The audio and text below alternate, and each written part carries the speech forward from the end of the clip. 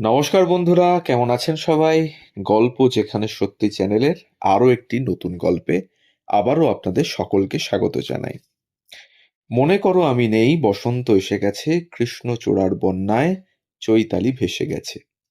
Radio থেকে আজও যখন ভেসে আসে এই গান, আমরা ফিরে চলে যাই 50-60-এর দশকে, যখন ইন্টারনেটের যুগ ছিল না, হোয়াটসঅ্যাপ, ফেসবুক, ইউটিউবের অস্তিত্বই ছিল না।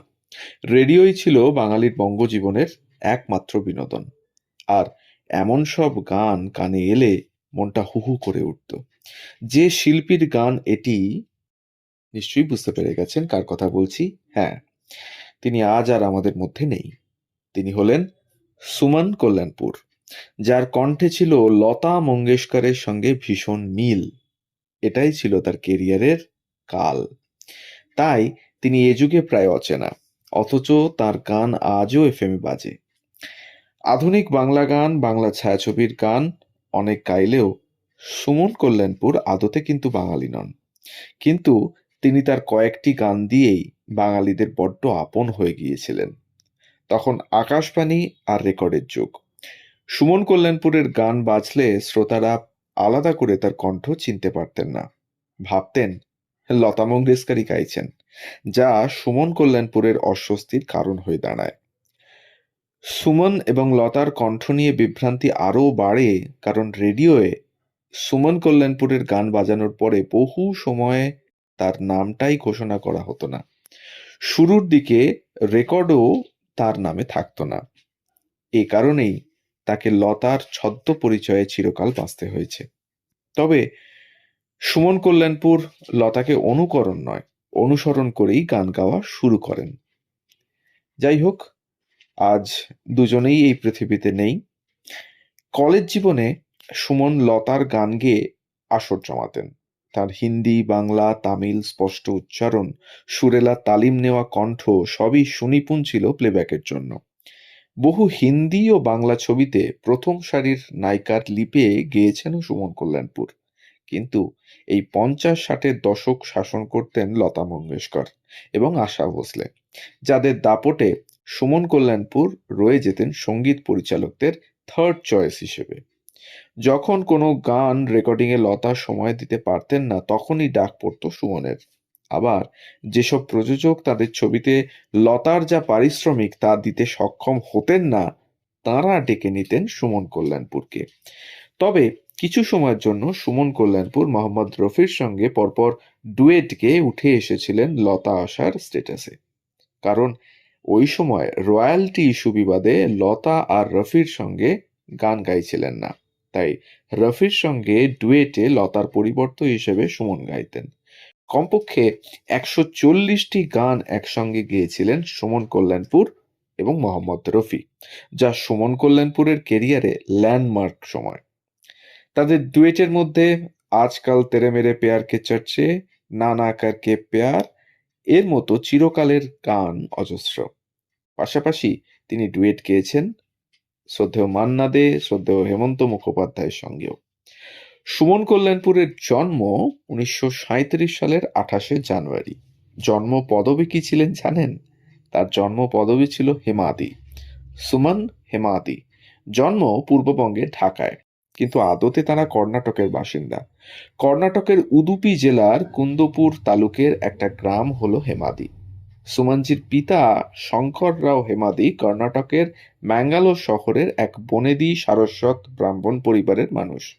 তিনি সেন্ট্রাল ব্যাংক অফ ইন্ডিয়ার উচ্চপদস্থ কর্মচারীও ছিলেন এবং দীর্ঘদিন চাকরি সূত্রে ঢাকায় পোস্টিং ছিলেন। ঢাকাতেই জন্ম হয় সুমন হেমাদির। 5 বোন এবং 1 ভাইয়ের মধ্যে তিনিই সব থেকে বড়। 1943 সালে শঙ্কর হেমাদি এবং তার স্ত্রী, মানে সুমন হেমাদির মা সীতা হেমাদি চলে এলেন তৎকালীন বোম্বে শহরে। বিভিন্ন ভাষার পরিবেশে সুমনের বেড়ে ওঠা। একদিকে দক্ষিণী ভাষা, অন্যদিকে স্পষ্ট বাংলা এবং হিন্দি উচ্চারণে দক্ষ ছিলেন সুমন কল্যাণপুর, যা তার সঙ্গীত জীবনে উন্নতি ঘটায়। সুমনের পড়াশোনা এবং রাগ সংগীতের তালিম মুম্বাইয়ের বিখ্যাত কলম্বিয়া হাই স্কুলে ভর্তি হন তিনি। সঙ্গে গানের তালিম চলতে থাকে। প্রথম দিকে গান ছিল তার নেশা, কিন্তু পরে সঙ্গীতকে পেশা হিসেবে নিয়ে পাকাপাকিভাবে মুম্বাইতে সঙ্গীতের তালিম এবং অনুষ্ঠান করতে শুরু করেন। আর একটা গুণও ছিল তার, অসম্ভব ভালো আঁকার হাত ছিল তার। তার শ্রোতারা যা অনেকেই জানেন না হয়তো। পড়াশোনা শেষ করে তিনি ছবি আঁকার পাঠ নিতে স্যার জে স্কুল অফ আর্টসে ভর্তি হয়েছিলেন। কিশোরী বেলায় তার ভালো লাগতো নূরজাহানের গান। স্কুলে বা বাড়ির অনুষ্ঠানে গান গাইতেন সুমন। সেরকমই এক অনুষ্ঠানে তার গান শোনেন প্রখ্যাত মারাঠি সঙ্গীত পরিচালক কেশব রাও ভোলে। তিনি কথা বলেন সুমনের বাবা মায়ের সঙ্গে, মেয়ের প্রতিভাকে নষ্ট না করার অনুরোধও করেন। নিজেই সুমনকে তালিম দিতে ছাত্রী করে নেন তিনি। কেশব রাও বুঝেছিলেন সুমনের লাইট কণ্ঠ যাতে শাস্ত্রীয় সঙ্গীতের চেয়ে আধুনিক বা প্লেব্যাক ভালো ফুটবে, তাই সেই দিকেই সুমনকে এগিয়ে দেন তিনি। 1954 সালে মঙ্গু ছবি দিয়ে হিন্দি ছবিতে প্রথম প্লেব্যাক সুমনের। সেই বছরই দরওয়াজা ছবিতে সুমনের সঙ্গে প্লেব্যাক করেন স্বয়ং তালাত মাহমুদ। তালাত মাহমুদ সুমন কল্যাণপুর জুটি বেশ কিছু পরপর হিট গান উপহার দেয়, যেসব গান দিয়েই সুমনের জনপ্রিয়তাও বাড়ে। বাত এক রাত কি, দিল এক মন্দির, নূরজাহান, দিল হি তো হ্যায়, জাহানারা, পাকিজা দীর্ঘ হতে থাকে সুমনের সাফল্যের তালিকা। এরপর শঙ্কর জয়কিশন, রোশন মদনমোহন, শচীন দেব বর্মন, নৌশাদ, হেমন্ত মুখোপাধ্যায় সব নামী সঙ্গীত পরিচালকের সঙ্গে গান গেয়েছেন সুমন। কিন্তু গানে খ্যাতি এলো তার বিয়ের পর। বিয়ে হয় মুম্বাইয়ের ব্যবসায়ী রামানন্দ কল্যাণপুরের সঙ্গে। তাই সুমন হেমাদি তার আসল নাম হলেও সুমন কল্যাণপুর নামেই তিনি জনপ্রিয় হন। বহু শিল্পীর বিয়ের পর গান আর থাকে না, অশান্তির কারণ হয় মেয়েদের এই পেশা। কিন্তু এদিক থেকে সুমন কল্যাণপুর ভাগ্যবতী ছিলেন। তার স্বামী তাকে সঙ্গে করে সমস্ত গানের রেকর্ডিংয়ে নিয়ে যেতেন। তবে শুধু বলিউড গানই নয়, সুমন কল্যাণপুর বড় বেশি বাংলারও। বাংলা গানের শ্রোতারা আজও তার দুটি ল্যান্ডমার্ক আধুনিক গানকে মনে রেখেছেন, আমার স্বপ্ন দেখা দুটি নয়ন আর মনে করো আমি নেই, বসন্ত এসে গেছে। এছাড়াও হেমন্ত মুখোপাধ্যায় লতার পাশাপাশি বরাবর সুমন কল্যাণপুরকে বাংলা ছবির গানে জায়গা দিয়েছেন। মনে পড়ছে মণিহার ছবিতে সেই আইটেম সং, মান্না দের সুরে সুমন কল্যাণপুরের এই গানটিও মনকে নাড়িয়ে দেয়। কাঁদে কেন মন আজ কেউ জানে না, কোনখানে ব্যথা আছে কেউ বোঝে না। এমন একটি মুগ্ধতা ছিল তার কণ্ঠে, যা শুনলে মনে হয় সত্যি তিনি কতটা ব্রাত্য হয়ে গেছেন সব গুণ থাকা সত্ত্বেও। আকাশ অজানা তবু খাঁচা ভেঙে উড়ে যায় পাখি, দুলছে রে মন, তোমার আকাশ থেকের মতো অনবদ্য সব গান গেয়েছেন তিনি। কিন্তু তার কণ্ঠ লতা সদৃশ্য হওয়ায় তিনি প্রায়ই অচেনাই রয়ে গিয়েছেন শ্রোতামহলে। কৃষ্ণ সুদামা ছবি আজও বিখ্যাত হয়ে আছে শুধুমাত্র সুমন কল্যাণপুরের গান, তোরা হাত ধর প্রতিজ্ঞা কর, চিরদিন তোরা বন্ধু হয়েই থাকবি, বন্ধু কথার মর্যাদাটা রাখবি জন্য। আইকনিক ফ্রেন্ডশিপ গান সুমনজির কণ্ঠেই সবাই আজও গুনগুনিয়ে ওঠে। সুমন কল্যাণপুরের যা ট্যালেন্ট ও কণ্ঠ ছিল, তার পূর্ণ মর্যাদা তিনি পাননি। ইচ্ছে করে লতার কণ্ঠ নকল করেননি, মিলে গেছে সমসাময়িক দুই গায়িকার কণ্ঠ। আশা ভোসলে প্রথম যুগে গীতা দত্তকে অনুকরণ করে গাইতেন, লতার থেকে আলাদা হতে। পরে আশা নিজের স্বকীয়তা দেখানোর সুযোগ পান ওপি নাইয়ার, আর ডি বর্মনের সহায়তায়, এবং তখন ক্যাবারে গানে আশাই একক বিজয়িনী। সে অর্থে সুমন কল্যাণপুর সুযোগের অভাবে প্রান্তিক এবং লতার পরিবর্ত হিসেবেই রয়ে গিয়েছেন। আজ সুমনজি আর আমাদের মধ্যে নেই। গান তার কাছে ছিল এক সাধনা, কি পাননি সেই নিয়ে তার কোনো হয়তো আফসোস ছিল না। তার একমাত্র কন্যা চারুল অগ্নি, যিনি বিয়ের পর থেকেই আমেরিকাবাসী, যদিও চারুলের কন্যা অর্থাৎ সুমনজির নাতনি ভারতে ফিরে এসেছেন এবং সুখের কথা দিদিমার নামে একটি এনজিও প্রতিষ্ঠানও খুলেছেন দুস্থ মানুষদের সাহায্যার্থে। সুমন কল্যাণপুরকে লতা মঙ্গেশকর পুরস্কারে ভূষিত করা হয়েছে, কিন্তু পুরস্কারেও সেই লতা আশ্রয়।